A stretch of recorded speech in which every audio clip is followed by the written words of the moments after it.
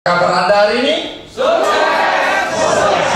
mulia. Saya ingin sekali lagi, semakin Anda ikhlas mengucapkan, semakin keras, maka sukses Anda semakin dekat pada kita. Semakin sukses, semakin mulia. Apa kabar Anda hari ini? Sukses mulia.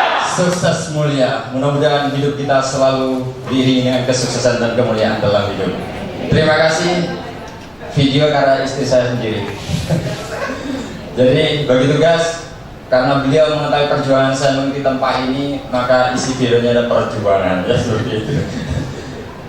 Terima kasih juga Pak Indra yang sudah dengan sabar mengcoach saya dari zero, kemudian saya bisa menemukan materi ini, dan juga guru saya Ustaz Latif yang sudah hadir di tengah-tengah kita. Terima kasih. Saya ingin mengawali dengan sebuah tepuk juga. Kalau tadi tepuk Arab ya tadi ya. Nah, kalau ini tepuk ini ada filosofinya, tapi akan saya jelaskan nanti.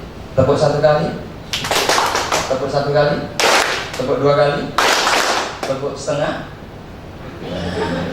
Bapak Ibu sekalian, dalam hidup ini kita selalu mengalami apapun dari langkah pertama, langkah kedua, dan ketiga, dan seterusnya. Maka setiap langkah itu harus kita awali dengan baik. Langkah pertama, langkah kedua, dan ketiga. Namun demikian, setiap apa yang ingin kita lakukan selalu dan selalu harus ada yang kita kendalikan, dan kita harus mengendalikannya dengan tepuk setengah. Maka kalau saya katakan tepuk setengah, Anda harus ngerem. Caranya ngerem tahu? Bunyinya gimana kalau ngerem? Kalau saya katakan tepuk setengah, Anda langsung ngerem gini. Cii, seperti itu. Bisa? Kita coba. Tepuk setengah. Tepuk setengah. Oke, tepuk satu. Tepuk dua kali. Tepuk tiga kali. Tepuk setengah. Tepuk satu setengah. Tepuk dua setengah. Tepuk tangan. Ya, kita kembali pada Mas Dajjal. Di tengah-tengah materi saya akan tiba-tiba memberikan tepuk ya. Baik, mengawali sesi ini karena kita akan belajar tentang sebuah ilmu, dan ilmu itu adalah cahaya. Al ilmu nurun wa nurullahi la yudalil asy. Ilmu itu cahaya, dan ilmu itu tidak akan sampai kepada orang-orang yang masih ada maksiatnya. Barangkali tadi di jalan pas kita naik motor tiba-tiba ada perasaan di mana, ada maksiat-maksiat yang kita nggak sengaja. Biar clear kita menerima ilmunya, mari kita awali dengan istighfar 3 kali. Astagfirullahaladzim. Astagfirullahaladzim. Astagfirullah.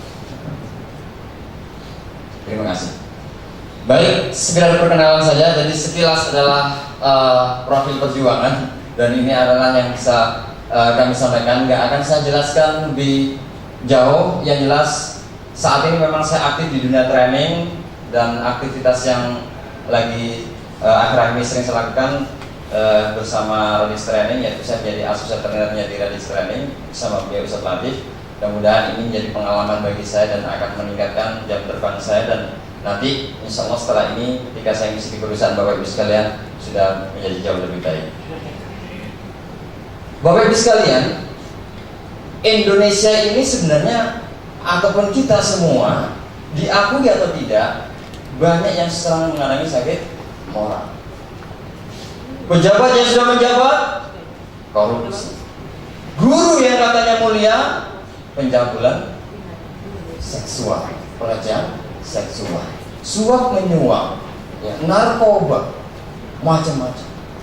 Dan setiap kekurangan nilai moral pada individu saja, orang yang melakukan dosa, orang yang melakukan keburukan itu sangat berdampak pada dirinya. Guru yang melakukan pelecehan seksual dipecat, pasti akan menerima akibat buruk dari perbuatan buruk. Bayangkan kalau di perusahaan Bapak Ibu sekalian bukan hanya satu orang, tapi rombongan karyawan melakukan keburukan, moralnya jatuh. Bagaimana kita akan memiliki perusahaan yang kuat? Itu akan menjadi omong kosong bagi kita. Dan ini pun ada penelitiannya Bapak Ibu sekalian. Ketika prinsip moral terabaikan, maka Standard & Poor's memberikan daftar 500 perusahaan terbaik. Tetapi di tahun 2006 hanya tinggal 84% hilang. Dan apa penyebabnya? Penyebab utamanya adalah pelanggaran terhadap nilai-nilai moral. Artinya saat ini moral benar-benar menjadi hal yang paling utama dalam mencapai kesuksesan hidup kita. Enggak cuma itu. Kenalin? Pasti kenal semuanya. Stephen Covey. Dia menerbitkan buku The Seven Habits. Tapi kenapa setelah orang melakukan The Seven Habits ini, mereka sukses, tapi murid-muridnya ternyata banyak juga yang masuk penjara? Berarti ada yang kurang dari The Seven Habits ini. Maka kemudian menerbitkan buku lagi The X Habit. Dan The X Habit itu adalah apa? Find your voice. Temukan suara. Suara sudah ada, kok dicari-cari. Ya, maksudnya adalah suara yang dimasukkan oleh Stephen Covey adalah common sense. Betul nggak ya cara melakukannya? Nah, artinya adalah hati nurani. Dan hati nurani inilah, find your voice, your inner voice. Suara terdalam dari diri kita itu adalah moral. Dan ini merupakan ruh dari profesi. Ruh. Profesi apapun yang kita lakukan ketika ruh ini gak ada, maka jangan harap apapun profesi kita akan menemui kesuksesan yang seperti yang kita inginkan. Apalagi penyakit-penyakit ini timbul di satu perusahaan besar, maka hilang semua. Terbukti tadi 500 menjadi 74 itu hal yang sangat luar biasa. Dan penyebab utamanya adalah kerusakan-kerusakan, pelanggaran-pelanggaran terhadap orang. Maka ketika roh itu hilang, orang bekerja nggak akan ada semangatnya. Orang akan mudah mengeluh, kerjanya sebagai rutinitas. Pelanggaran-pelanggaran dilakukan, bersaing tidak sehat, selalu mencari alasan. Kerjanya prinsipnya prinsip kata. Bagaimana prinsip kata? Injak bawah, sikut kanan, sikut kiri, jilat, jilat. Karena gak ada ruhnya dia bekerja. Yang penting dia sukses untuk dirinya sendiri. Ya. Maka sekarang saatnya kita berubah. Siap untuk berubah? Siap untuk berubah? Yuk kita berubah. Kita akan berubah menjadi bukan. Kita akan berubah menjadi seorang profesi mulia. Ya.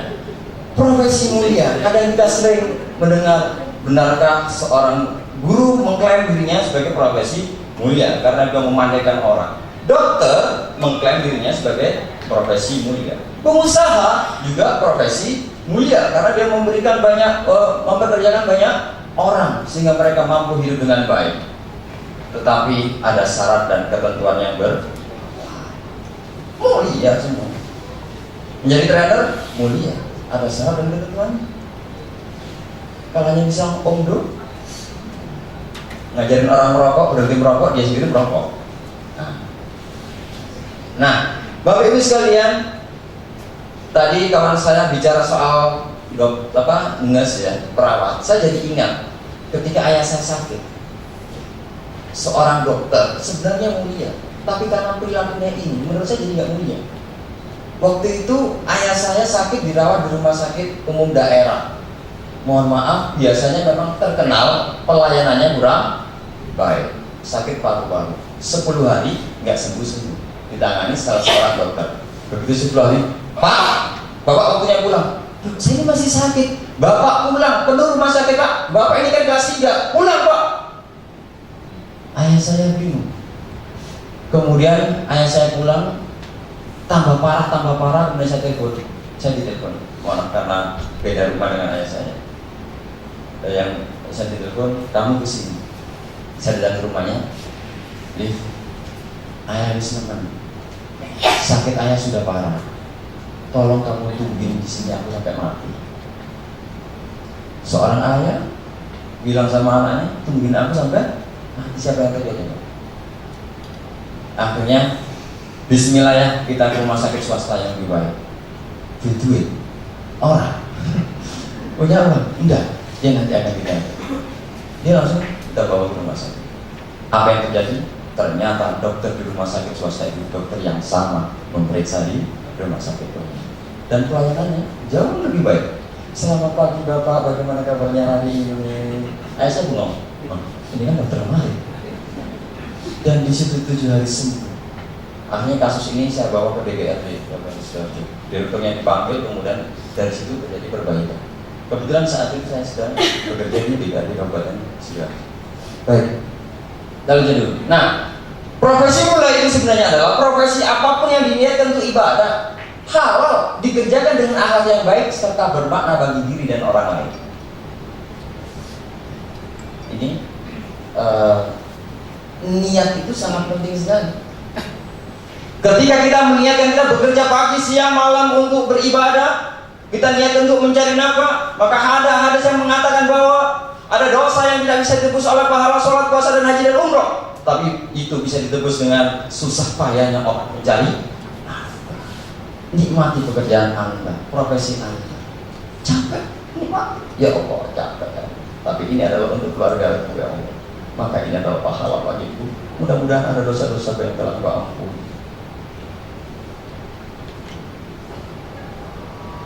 Sekali ketika kita menikmati itu, ya. Nah, kebermaknaan halal, banyak sekali orang yang prinsipnya 3 hal: halal, halal, hantam, halal, haram, hantam, halal, haram, hantam. Banyak sekali kisah-kisah mengerikan ketika orang sudah memberikan rezeki haram terhadap keluarganya. Semuanya ada ceritanya satu-satu sebenarnya. Kalau saya ceritakan semuanya nggak nututi waktunya, kecuali ada perpanjangan waktu. Baik, kebermaknaan yang akan saya ceritakan. Bagaimana seorang tukang sampah memaknai profesinya. Ada seorang anak, anaknya tukang sampah. Ketika di kelas dia dapat tugas, besok anak-anak tugasnya menyampaikan profesi orang tuanya masing-masing. Maka dipanggil guru-guru. Andi, maju. Ayahku seorang pilot, dia setiap hari terbang dari Jakarta ke Singapura. Kemudian saya diberikan oleh-oleh, diberikan baju, diberikan boneka. Tepuk tangan untuk Andi ya. Begitu yang kedua, Agus dipanggil. Agus, bapakku seorang Agus. Maaf Agus.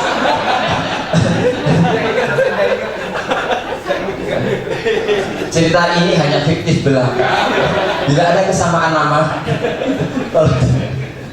Ya, kemudian dia cerita, bapakku setiap hari bekerja. Bapakku menggunakan seragamnya warna hijau. Bapakku memakai sepatu boot. Kemudian dia terdiam. Dia bingung mau terusin. Agus, orang kamu sebagai apa? Kemudian dia ingat ketika diterangkan sama bapaknya, dia sempat marah karena bapaknya tidak pernah memberitahu kalau bapaknya itu tukang sampah. Dia sempat marah di rumahnya. Tapi kemudian bapaknya ini memberikan pengertian kepada sang anak. Nah, pekerjaan bapak ini cukup mulia. Pekerjaan bapak ini strategis. Pekerjaan bapak ini luar biasa. Bayangkan ketika rumah-rumah itu sampahnya numpuk dan tidak ada orang yang ngambili, apa yang terjadi? Orang-orang akan terjangkit penyakit. Jadi pekerjaan bapak ini sama strategisnya sama dokter. Kalau dokter menyembuhkan orang sakit, bapak menghindarkan orang dari penyakit. Kebermaknaan yang dia berikan mulia.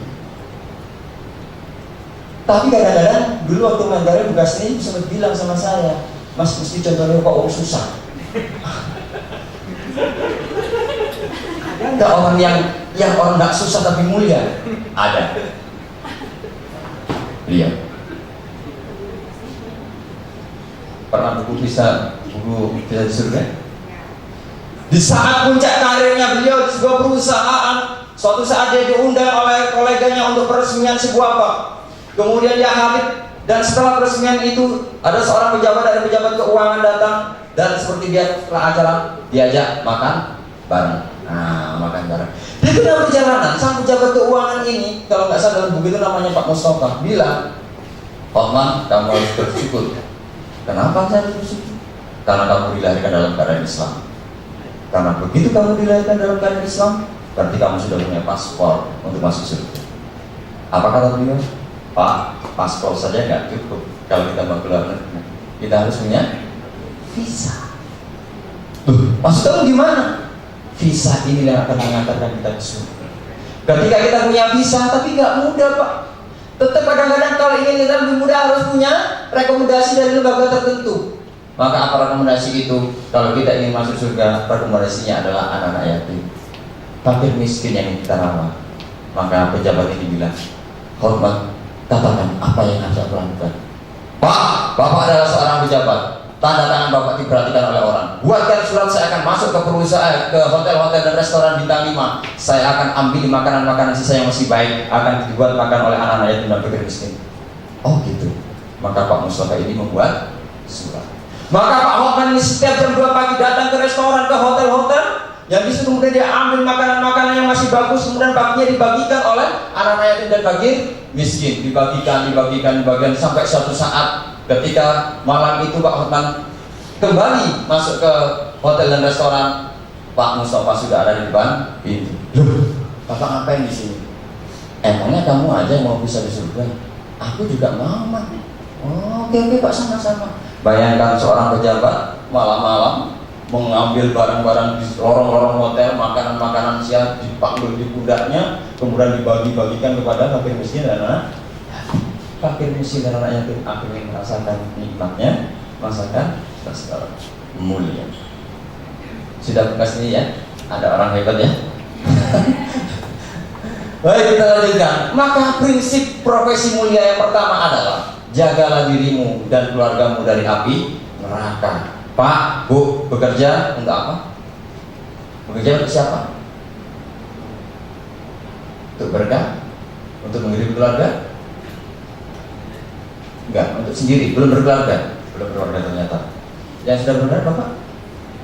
Sudah benar? Bekerja untuk keluarga juga ya? Keluarga. Maksud kita baik, kita bekerja untuk keluarga, agar keluarga kita bahagia, agar keluarga kita sejahtera, agar keluarga kita enjoy, asik menikmati hidup dengan pekerjaan kita. Aku kerja ini untuk keluarga. Tapi bayangkan ketika yang sudah diniatkan kita baik seperti itu ternyata malah mencelakakan keluarga kita. Kita kasih barang yang haram. Nah, ini neraka, nak makan ya. Karena tidak ada daging yang akan jadi masuk di tubuh kita selain api neraka ketika itu haram. Nah, silakan ini api neraka dimakan ya. Terima kasih. Prinsip yang pertama. Yang kedua, akhiratkan duniamu, maka dunia akan tunduk padamu dan surga merindukanmu. Dunia diakhiratkan. Apapun yang kita lakukan di dunia ini dan pekerjaan apapun, akhiratkan. Libatkan Allah, sehingga semua yang kita lakukan akan bernilai ibadah. Maka ketika tujuan kita akhirat dulu baru kemudian ngurusi dunia, maka jangan khawatir, dunia akan tunduk kepada kita. Benarkah seperti itu? Ini dalil Al-Qur'annya yang menunjukkan bahwa memang akhirat adalah tujuan kita. Walaupun sana sebagai minat dunia, dunia itu hanya sekedar jangan lupa. Nah, tugasnya petani apa? Tugasnya petani apa? Bertani, nanam padi. Tanam padi. Bagaimana ketika petani nanam padi, tiba-tiba ada belut, diambil,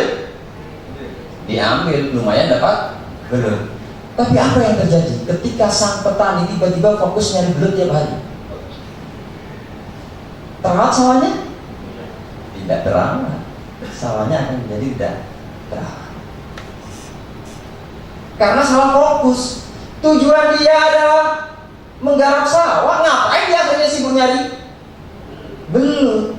Tujuan kita surga. Kenapa kita menghabiskan waktu untuk dunia? Porsi untuk surga kita, untuk akhirat kita sangat kurang. Kalau kita mendikotomikan bahwa selalu kalau kita mau bekerja untuk dunia, kemudian kalau itu masuk ke akhirat, maka nggak akan bisa seperti itu. Ada dikotomi bahwa kalau ingin sukses, ingin kaya, maka bekerja. Bekerja itu di mana? Di kantor. Kemudian kalau ingin surga, ingin akhirat, maka lakukanlah di masjid.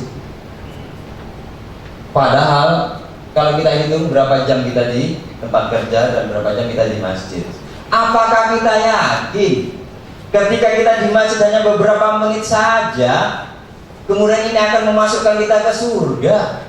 Padahal waktu kita banyak kita habiskan di sini. Maka ketika di sini di tempat kerja ini kita tidak mampu mengakhiratkannya, habislah kita. Maka ketika training di Telkomsel sampaikan, Bapak Ibu sekalian, jangan-jangan dan bisa saja surga dan neraka Bapak Ibu sekalian ada di Telkom, bukan di masjid. Bisa jadi surga dan neraka kita ada di profesi kita masing-masing, bukan saat kita zikir di masjid. Maka setiap kita kerja, upayakan semuanya kita diniatkan untuk Allah. Ada Allah di dalam kita, akhirat kita masukkan terus di dalam diri kita. Kita lanjutkan. Ini adalah hadisnya yang menunjukkan bahwa dunia akan tunduk pada kita. Barang siapa yang menjadikan dunia sebagai tujuannya, maka Allah akan mencerai-beraikan urusannya dan menjadikan kefakiran di pelupuk matanya, dan dunia tidak akan datang kepadanya melainkan apa yang telah ditetapkan baginya. Ngeri. Bayangin kalau kita tujuan kita hanya dunia, urusan kita jadi tercerai-berai, kefakiran berada di pelupuk mata kita.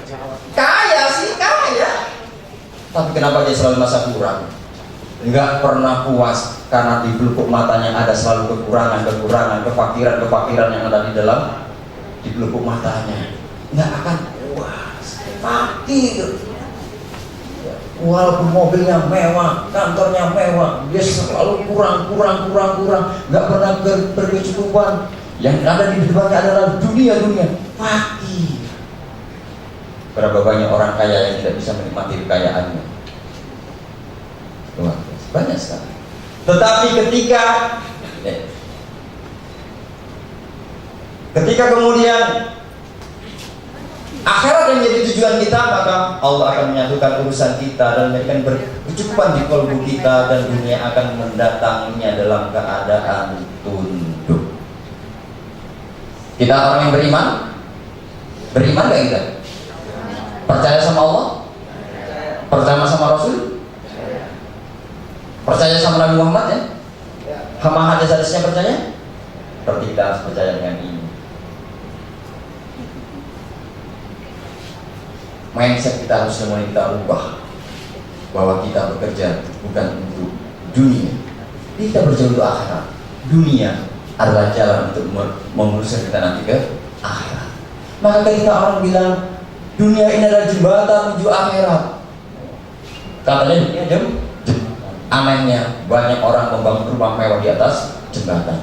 Ngapain itu loh?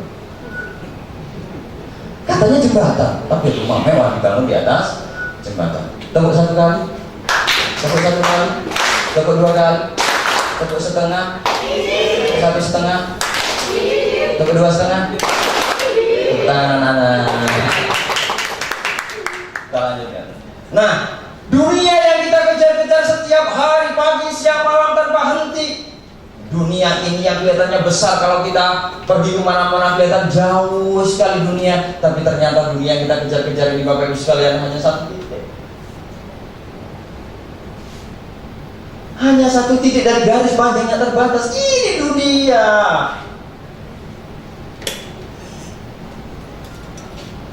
Yang kita berusaha pagi siang malam, kita hanya mengejar satu titik dibagi orang banyak. Kalau di antariksa ini bumi nggak ada apa-apanya yang kita kejar-kejar setiap hari. Maka dunia itu hanya sementara, akhirat selamanya. Sebenarnya saya ingin ngajak bernyanyi lagu ini, ya, tapi nggak menutupi waktunya. Udah kurang 15 menit. Yang kedua, karena ada kesalahan teknis, pindah laptop kayaknya nggak tersupport. Mestinya ini otomatis muncul lagunya, sehingga kita akan merasapi bersama-sama lagu ini. Ini lagunya Medina ya. Orang kaya mati, orang miskin mati, raja-raja mati, rakyat biasa mati, semua pergi menghadap ilahi.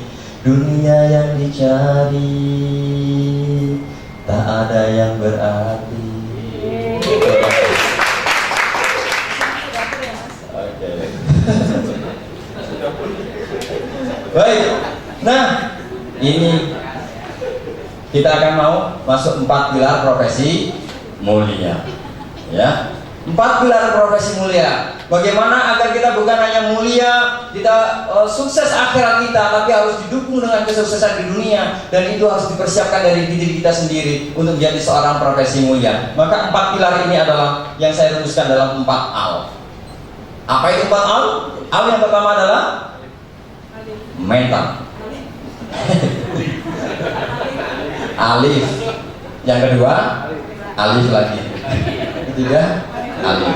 Keempat alif, ya. Al yang kedua adalah akal. Al yang ketiga moral. Al yang keempat spiritual.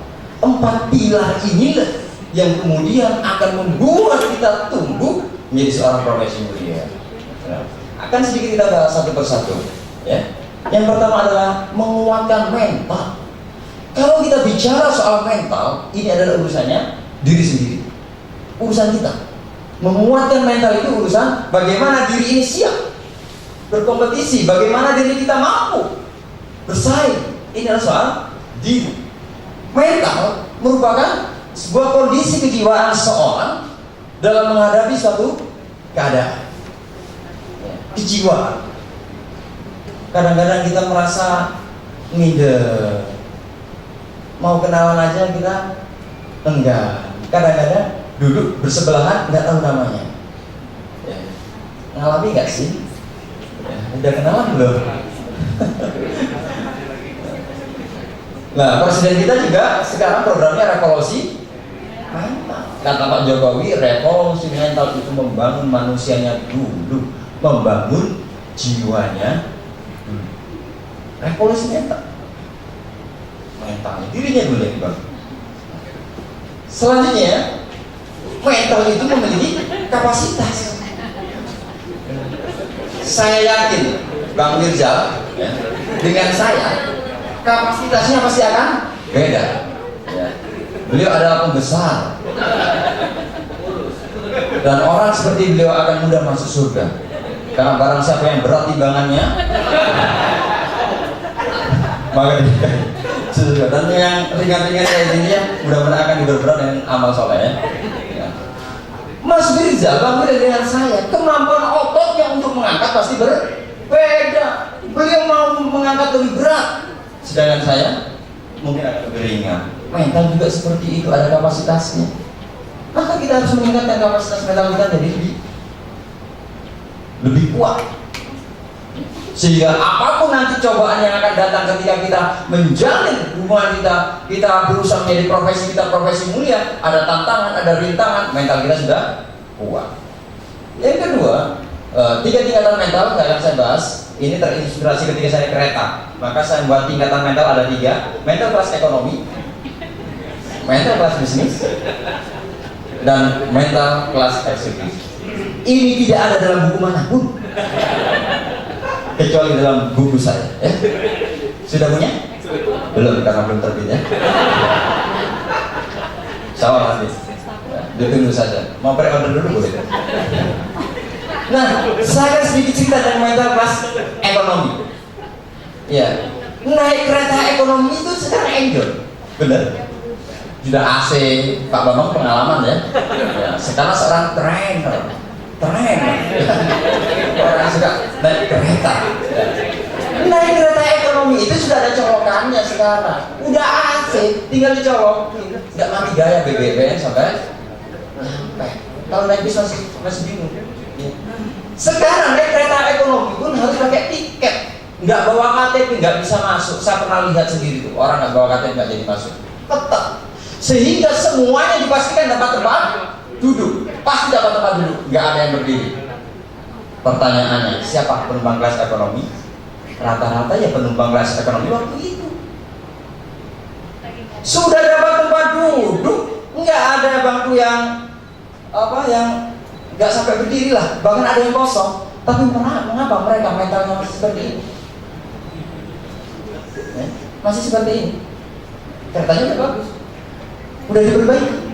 Mereka tidak bisa menerima perubahan. Ini mental kelas ekonomi. Sehingga saya kalau udah naik kereta itu mau ke toilet agak bingung juga, harus halang rintang dulu. Kita kalau orangnya udah susah payah Pak, ternyata depan toilet ada orang yang tidur. Gimana coba? Terpaksa saya langgai juga, salah sendiri itu. Mental kelas, ekonomi. Nah ini ciri-cirinya. Menolak perubahan, menerima nasib, mudah menyerah, emosional. Kita nggak bisa dijelasin satu persatu. Saya sudah berkali diingatkan soalnya ya. Penasaran? Ada kartu nama saya, ada brosur saya. Yang kedua adalah akal. Ya. Sering kita melihat orang masuk akal. Ternyata akal nggak di sini ya. Masuk akal itu di sini nanti ya. Coba kita lihat.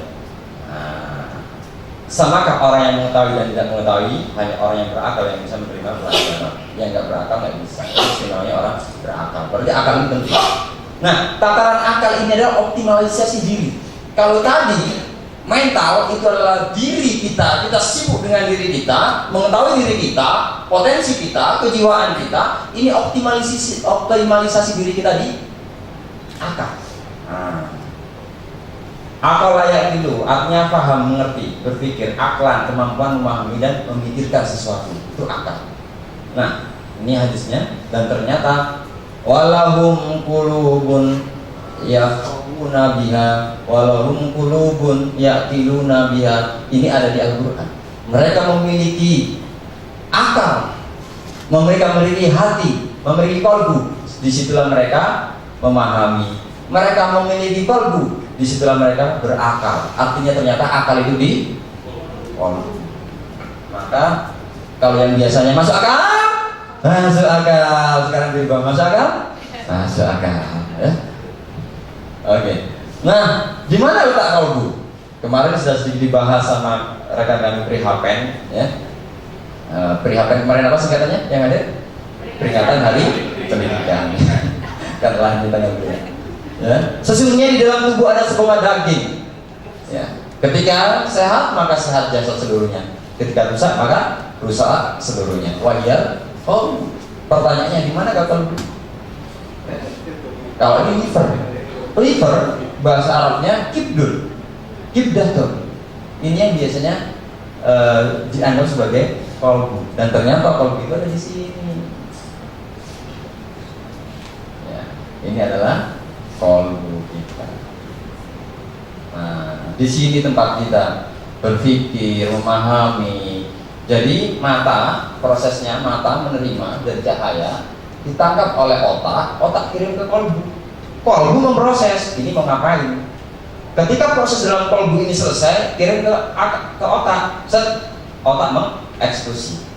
Itu ada tas, nggak ada yang punya kayaknya. Mata melihat tas, diolah sama qalbu. Qalbu ini mau ngapain? Mau diambil. Begitu qalbu mengatakan curi, akal langsung menggerakkan seluruh tubuh untuk mencuri. Curi, bergerak dia akan mencuri. Ambil. Jadi pusatnya ada di qalbu. Nah, maka mengoptimalkan akal berarti mengoptimalkan qalbu. Fungsi kecerdasan akal kita buat untuk kerja cerdas. Fungsi pendorong, karena qalbu ini juga mendorong, juga mengendalikan. Maka ketika pendorong itu kita pakai untuk fokus, dan ketika fungsi pengendali itu kita pakai untuk kerja secara tulus. Ya, kita bahas semuanya. Hanya satu teko sang profesor akan saya ceritakan sedikit. Suatu saat sang profesor ini mengundang para mahasiswa untuk reuni. Datanglah semua mahasiswa. Ketika semua mahasiswa datang, sang profesor mengeluarkan seteko kopi. Wahai mahasiswaku, silakan engkau ambil seteko kopi masing-masing. Mereka berebutan. Ternyata berebutan apa? Berebut cangkir yang paling unik, cangkir yang paling cantik, cangkir yang paling energik. Jadi materinya bukan sini. Ya. Mereka berebut cangkir. Begitu cangkir mereka setelah minum, kemudian profesor tanya, kalian mau apa? Mau minum kopi. Yang kalian cari cangkir.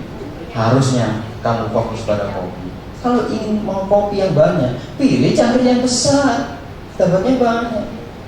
Kamu memilih cangkir yang unik. udah sama fokus dengan tujuannya. Apa yang Anda inginkan?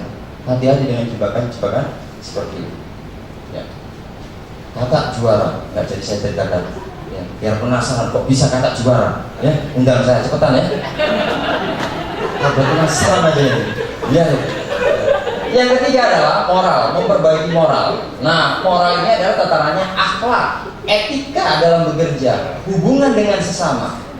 Kalau mental tadi untuk dirinya sendiri, akal untuk optimalisasi diri, dan moral ini untuk menjalin hubungan dengan sesama, dengan rekan kerja, dengan atasan. Tanpa etika kita nggak bisa mulia. Innamal bu'istu liutammima makarimal akhlak. Sesungguhnya Rasul itu diutus hanya untuk menyempurnakan akhlak. Begitu pentingnya akhlak ini. Maka suasana kerja akan menjadi dinamis. Yang keempat adalah spiritual. Spiritual ini hubungan kita dengan Allah. Kalau mental itu urusan kita dengan diri, akal mengoptimalisasikan potensi diri, kemudian moral itu bagaimana kita membangun hubungan dengan sesama rekan kerja kita, maka kalau spiritual ini bagaimana kita membangun hubungan kita dengan Allah. Maka disinilah ada sebuah konektivitas. Wa'lamu anallaha yahulu bainal mar'i wa qalbi. Allah itu berkomunikasi dengan manusia melalui qalbunya. Maka bagaimana kita melakukan komunikasi dengan Allah? Maka melalui qalbu. Nah, ketika qalbu kita selalu Allah, karena Allah itu adalah nur samawati wal ard, kemudian Allah memberikan nurnya cahaya dalam qalbu kita, kemudian diaktifkan dan dipancarkan ke otak kemudian disalurkan pada saraf, hormon, imun menjadi imun dan sebagainya. Maka ketika qalbu kita sudah menyampaikan cahaya nur ilahi, cahaya nur ilahi, kemudian masuk ke otak kita dan didistribusikan dalam tubuh kita, insya Allah hidup kita akan sehat dan selamat dunia dan akhirat. Nah, maka bagaimana kita harus memelihara qalbu?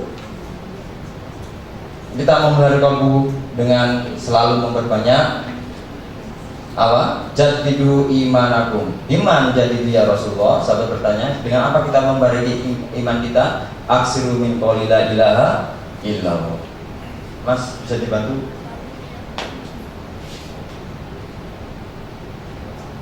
Ya, perbaharui selalu imanmu. Maka dengan apa kita dengan la ilaha illallah. Bagaimana caranya berzikir yang baik akan kita ajarkan pada sesi yang sebenarnya. Emang ini nggak benar? Benar juga sebenarnya. Maka kita harus selalu melibatkan Allah dalam bekerja. Ini ceritanya seru. Boleh cerita nggak Mas Indra? Nggak jadi Mas Indra. Boleh. Boleh. Ya. Ini adalah pengalaman pribadi saya. Ketika kita banyak terus menyambungkan diri kita sama Allah. Satu hari sejak tahun 2000 saya memimpin sebuah organisasi namanya Karang Taruna. Di Karang Taruna ini kemudian saya sampai lupa ya, kalau saya juga membutuhkan apa yang dibutuhkan oleh teman-teman. Kerjaan saya data rumah miskin tahun 2002 itu. Kemudian data ini saya berikan kepada pemerintah untuk dapat bantuan. Suatu hari di suatu sore sekitar maghrib tiba-tiba hujan. Ketika hujan kemudian ada petir, dan tiba-tiba apa yang terjadi? Ternyata rumah saya yang roboh. Setiap hari saya berusaha mengajukan proposal buat orang lain. Saya lupa kalau rumah saya saat itu juga masih gede. Saya nggak memikirkan rumah saya sendiri. Saya pikirkan rumah orang, sehingga kemudian dia mendapatkan bantuan. Tapi subhanallah, ketika itu juga udah jatuh, ibu saya bingung, nenek saya bingung. Nenek saya perempuan, ibu saya perempuan. Lip, cepol, ropol, udan, mbak, ma, musola yuk, ya udah musola. Udah kita berdoa sama ya Allah. Aku biasanya ngajuin rumah orang, rumahku malah roboh ya Allah. Ganti ya Allah, bangun ya Allah, bangun ya Allah. Pagi hari orang pada datang, lihat rumahnya roboh. Iya, ketok ini kan roboh. bongkar mas, bongkar ke nanti, gampang mas. Akhirnya, adik konsumsi gampang. Mereka datang bawa konsumsi sendiri-sendiri, rumah saya dirobohkan. Alhamdulillah. Langit sebagai atap. Enggak lama kemudian datang truk bawa pasir, saya diturunkan. Saya tanya, Pak, dari mana? Enggak mau disebut mas. Datang lagi batu, datang lagi semen. Loh, ini apa Pak? Enggak ada yang nyebutin. Dari mana? Dari perangkat desa datang, mas. Ini mas, apa? Amplop, isinya ada Pak? Ada. Dan ini adalah untuk biaya tukar. Subhanallah, Allah membalas dengan luar biasa. Saya memberikan bantuan itu nggak seberapa. Mereka dapatnya 6 juta potong pajak. Saya dapat bangunan rumah utuh. Sampai asbes-asbesnya ini saya dapat gratis. Sak kayu-kayunya gratis, sak paku-pakunya gratis. Kisah nyata ada di buku saya. Maka suatu saat, ketika itu tahun 2002, tahun 2004, ya, tim sepak bola yang saya bangun dari Karang Taruna ini, yang usia 14 tahun masuk final. Saya ownernya yang diriin, nggak bisa masuk karena nggak punya uang 5.000 ya ini. Saya bilang sama mama saya, Ma, duit, live, anakmu gede. Kamu gede, kamu sudah besar, Liv. Kamu sudah lulus kuliah, kamu nggak kerja, ngurusi Karang Taruna aja. Ngapain aja kamu selama ini? Jangankan 5.000, 1.000 saat ini mama nggak punya, 1.000 nggak punya. Saya baru terpukul, saya baru sadar, wis tua. Maka saya ambil jaket, saya ambil helm, saya ambil motor, saya ke Surabaya. Saya waktu nggak tahu kemana, pokoknya akhirnya nyampe ke Surabaya. Di tengah motor ini, air mata saya keluar, ya Allah, aku sudah berbuat banyak pada orang lain, ya Allah. Aku sudah memperkerjakan anak-anak Karang Taruna, sudah aku berikan mereka pekerjaan, tapi aku lupa, aku juga belum bekerja. Berikan hamba pekerjaan saat ini juga, dan aku nggak akan pulang sebelum engkau berikan aku nikmat berupa pekerjaan. Tiba-tiba saya ketemu orang di Surabaya. Lihat, nangis ya. Wis ngerti tak kok. Ya. Tak duit paling. Kasih uang saya lihat 50.000. 50.000 buat nonton bola cukup nih. Saya balik langsung. Lupa dengan niat saya. Saya balik nonton bola. Alhamdulillah Piala Bupati usia 14 tahun 2004 klub saya menang juara 1. Karena juara 1 saya dikarak. Wah, dan bawa piala gini ya. Nyampe depan rumah tiba-tiba mama saya bilang, "Liv, telepon." Saya pulang, saya angkat, "Assalamualaikum, ini dari Pak Wiknya." Pak Wiknya itu dari Dinas Pemuda dan Olahraga. Ada apa Pak? Mas Alif tolong ya, wakilin Sidoarjo untuk pertukaran pemuda antar provinsi. Wow, kapan? Sekarang. Sekarang Pak? Ya udah Pak. Sekarang ya Pak? Iya sekarang cepetan. Karena saya ketua aktif Karang Taruna, saya pamit kepala desa Pak Lurah kegiatan. Ya wes, nanti belum tahu mau dikirim-kirim pokoknya ya. Dapat uang 100.000. Karena saat itu saya juga ketua aktif di pengurus Karang Taruna kecamatan. Kami Pak Camat mau saya tinggal ini. Nanti belum tahu. Dapat lagi 250. Nah, jadi berapa tadi? 50 tambah 100? 400. Tambah 400 ya. Kemudian saya ambil surat tugas Pak. Mana surat tugasnya? Ini. Surat tugas ada Pak? Oh enggak lah, tenang. Ya, ada di belakangnya. Hari itu saya dari nggak punya uang sama sekali. Hanya dalam satu malam Allah memberikan semuanya, doa saya dikabulkan jadi 900.000. Bukan hanya itu, ternyata saya saat yang masih miskin, nggak punya apa-apa. Kebayang naik pesawat itu nggak pernah kebayang. Kerjaan saya waktu kecil montar molo, jalur duitnya Mas. Ya. Ternyata ketika saya tema pemuda di Jakarta kemudian dikirim ke Kalimantan saat itu di tempatnya Mas Anwar ya, tapi di pedalaman Samarinda Mas. Ketemu dengan yang panjang-panjang. Semakin panjang telinganya itu semakin cantik. Ya. Karena semakin cantik saya foto. Habis foto bayar ternyata. Nah, juga. Nah, ternyata saya naik pesawat. Begitu ada pengumuman nanti naik pesawat, saya kumpulin uang kecil-kecil raja saya kumpulin. Ternyata begitu saya naik pesawat saya kecewa. saya nggak bisa jatuhin uang itu dari dalam pesawat, nggak bisa dibuka ternyata di dalamnya. Saya berpikir kan minta uang, makanya itu pertama kali naik pesawat, pulang naik pesawat, dan hebatnya lagi Bapak Ibu sekalian, begitu saya nyampe Sidoarjo, saya didatangi Ketua DPRD Kabupaten Saudara saya saat itu, Mas Alif. Saya sudah tahu track recordnya Mas Alif, aktif di kepemudaan. Saya butuh orang seperti Mas Alif untuk mendampingi saya. Baik Pak, terima kasih. Bayangin, saya nggak punya uang, nggak punya pekerjaan, Allah langsung memberikan uang, memberikan pekerjaan, begitu saya pulang dari pertukaran pemuda itu. Konektivitas kita, keyakinan kita kepada Allah membantu kita untuk menjadi jauh lebih baik. Baik, ini paling akhir. Tujuan hidup kita adalah lapatkan alakum fi Rasulillah uswatun hasanah. Sering diucapkan bahwa telah datang pada diri Rasul uswatun hasanah, tapi kita nggak pernah tahu itu bagi siapa. Benar nggak bagi kita? Oh, ternyata tidak semua. Liman kana yarjullaha wal yawmal akhirah wa dzakarallaha katsiran. Hanya untuk orang yang tujuannya Allah, hanya untuk orang yang orientasinya akhirat, ya.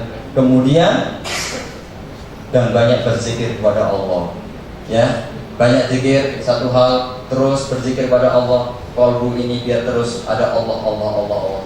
Satu hal bahwa saya kasih tahu bahwa di kulli syai'in siqala wasiqatul qalbi la ilaha illallah. Segala sesuatu ada pembersihnya, dan pembersihnya kalbu adalah la ilaha illallah. Kalau kita ngepel pakai apa? Superpel. Kita mandi pakai sabun, ya. Nyuci piring pakai sunlight. Cuci muka pakai pakai pons, pakai apa? Ya, jangan dibayangin Mas Dinar cuci muka pakai Superpel, ya, itu akan menjadi sangat luar biasa. Maka kita bulatkan tekad kita, profesi mulia, tujuannya Allah, orientasinya akhirat, dan terus kita berzikir, kalau kita berzikir, sehingga kita terus akan dijaga oleh Allah dalam kehidupan sehari-hari. Terima kasih, ini kita lewati saja, dan Assalamualaikum warahmatullahi wabarakatuh.